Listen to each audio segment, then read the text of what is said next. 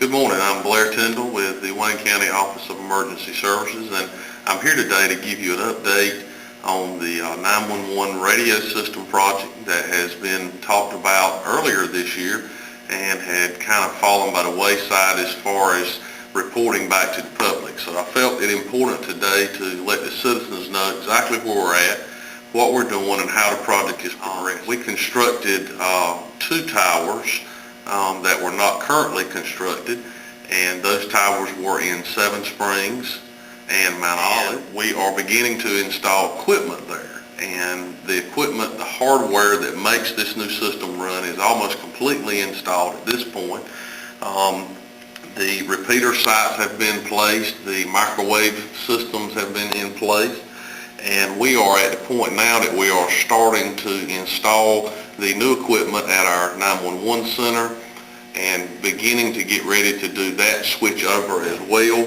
That is scheduled for the 23rd of this month. So we've been very busy in our office as far as making things happen.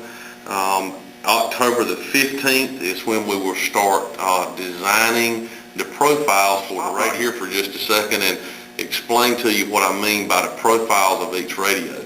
This system is so advanced that each individual radio, whether it be a handheld, what we call a portable radio, or a mobile radio that is mounted in one of the vehicles, that each radio has an individual profile so that the user of the radio can be identified, so that the channels that they use can be set into their radio.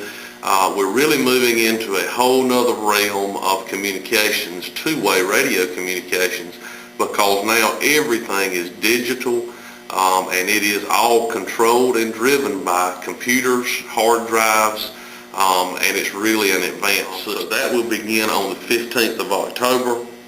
Along about this time, we will also begin the install process.